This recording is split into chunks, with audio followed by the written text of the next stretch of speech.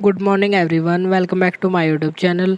हम कर रहे थे हिंदी व्याकरण में हम शब्द विचार कर रहे हैं, जिसमें हमने शब्दों को विभाजित किया था। हमने देखा था कि शब्दों को 4 आधारों पर विभाजित किया जाता है: उत्पत्ति के आधार पर, व्युत्पत्ति के आधार पर, अर्थ के आधार पर और रूपांतरण के आधार पर। तो हमने सबसे पहले उत्पत्ति के आधार पर शब्द को विभाजित किया था।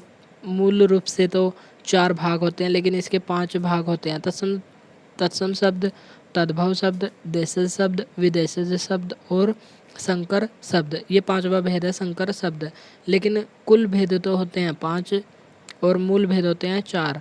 तो हमने कल तत्सम और तद्भव शब्दों से पहले नियम की चर्चा की थी, जिसमें हमने देखा था कि अक्षय, त्रय, ज्ञ और श्रय, यदि ये शब्द आए तो ये हमारे होंगे तत्सम शब्द।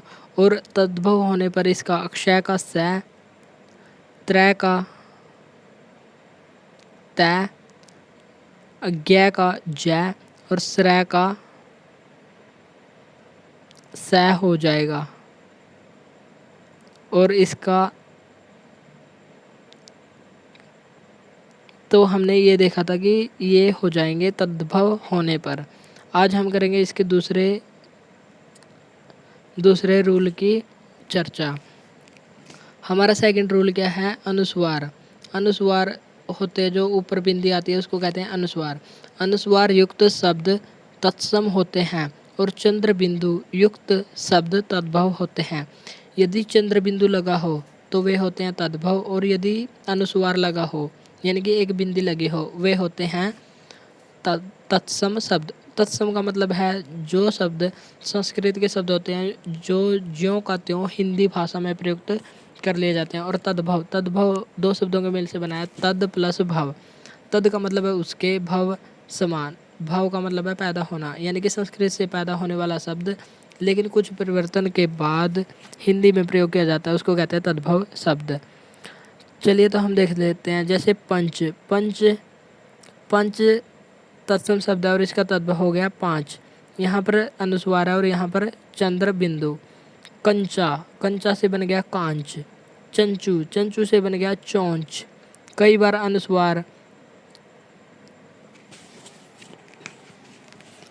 अनुस्वार में भी तद्भव शब्द हो जाता है। तो कई बार अपवाद भी देखने को मिलते हैं। ईंट, जैसे ईंट है, इसको यहाँ पर चंद्र बिंदु नहीं बल्कि अनुस्वार ही होगा। चंद्र बिंदु इसमें नाक से वाइब्रेशन होती है। ईंट। पंच से हो गया 5, कंचा से हो गया कांच, चंचू से हो गया चौंच। अब हमें एक रूल ध्यान रखना है, नोट रखकर।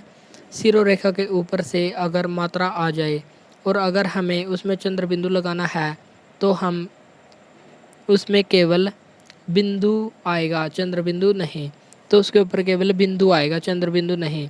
यदि सिरोरेखा के ऊपर मात्रा आ जाए, जैसे यहाँ पर ईंट में मात्रा आ गई और हमें चंद्र बिंदु लगाना है, तो यहाँ पर चंद्र बिंदु नहीं बल्कि अकेला बिंदु ही लगेगा। इसको कहते हैं अनुस्वार। तो अनुस्वार ही चंद्र बिंदु माना जाएगा। तो मात्रा आने पर अनुस्वार की, चंद्र बिंदु की जगह अनुस्वार ही प्रयोग किया जाता है। ये भी एक महत्वपूर्ण रूल है। आगे देखते हैं हम चंद्र। चंद्र का हो गया चांद। चंद्र क्या है? तत्सम शब्द है और तद्भव हो गया चांद। चंद्रिका, चंद्रिका से बन गया चांदनी। बंद, बंद का मतलब है रुकावट लगाना, बंद से हो गया बांध। वंध्या, वंध्या से हो गया बांझ। अंक से हो गया आंक। दंत से क्या बन गया? दांत। जंगा से जांग। अंधकार से अंधेरा। उंगली से अंगुली, अंगुली से उंगली। और अंगुष्ठ से अंगूठा। कंटक से कांटा। सूंड से क्या बन गई? सूंड। इसमें बड़ा ऊ लगेगा और चंद्र बिंदु लगेगा। बंसी, बंसी से क्या हो गई? बांसुरी। हम देख लेते हैं कि जो तत्सम शब्द है वे संस्कृत भाषा के शब्द हैं। और तद्भव, तद्भव का रूप कैसे बदला? जैसे अंधकार है, अंधकार का अंधेरा कैसे हुआ? ये ज्यों का त्यों संस्कृत भाषा का शब्द हिंदी में ज्यों का त्यों नहीं आया, बल्कि पहले यह पाली भाषा में आया।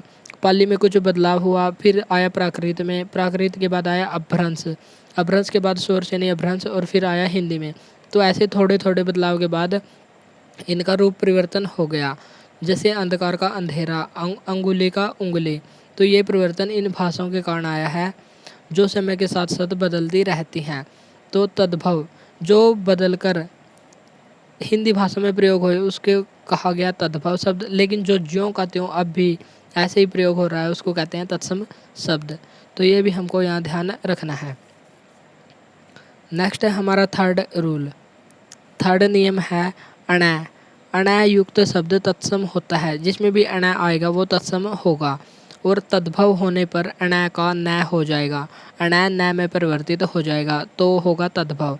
जैसे कर्ण, कर्ण में अणा है तो ये होगा तत्सम शब्द, और कर्ण का बन गया कान तो ये हो गया अणा का न, तो यहाँ पर कौन सा हो गया तद्भव। चूर्ण, चूर्ण का चून या चूरन। जैसे पाषाण, पाषाण का हो गया पाहन, घृणा का हो गया घिन, अणा का न। प्रस्तर, प्रस्तर का क्या अर्थ होता है, तो कभी कभी क्वेश्चन पूछा जाता है कि प्रस्तर का अर्थ क्या होता है। ऑप्शन है पत्थर, पाषाण, पाहन। तो प्रस्तर का होगा पत्थर, जो प्रस्तर तत्सम शब्द है और इसका तद्भव होगा पत्थर। वैसे तो इसका पाषाण भी हो सकता है लेकिन इसका तद्भव होगा पत्थर। पाषाण कैसा शब्द है, तत्सम शब्द है तो तत्सम का तद्भव नहीं होगा। और पाहन, पाहन कैसा शब्द है, तद्भव शब्द है जो पाषाण का है। और प्रस्तर का क्या होगा, पत्थर होगा। तो प्रस्तर का अर्थ क्या होता है, पत्थर होता है। जैसे नेक्स्ट वर्ड है हमारा तृण, तृण से बन गया तिनका। वाणी, वाणी से बन गई बानी या बैन, अणा का न हो गया। वणिक, वणिक से बन गया बानिया, बनिया। कृष्ण, कृष्ण से बन गया किशन। तर्पण, तर्पण से बन गया तर्पण। अर्पण से बन गया अर्पण। कोण, कोण से बन गया कोना, जो जैसे कोण होता है यहाँ पर 3 कोण है यानी कि मतलब 3 कोने हैं तो इसको कहते हैं कोना। आम्रचूर्ण, आम्रचूर्ण का हो गया अम्चूर। रसायन, रसायन से हो गया रसायन। तो यदि आपसे पूछे कि रसायन, जो रसायन विज्ञान है इसमें रसायन शब्द कैसा है, तत्सम या तद्भव, तो हमारा आंसर होगा तद्भव और इसका तत्सम क्या होगा, रसायन। अर्पण का तत्सम क्या होगा, अर्पण। वाणी का तत्सम क्या होगा, वाणी। तो ये शब्द भी हमको ध्यान रखने हैं कि कौन सा तत्सम है और कौन सा तद्भव।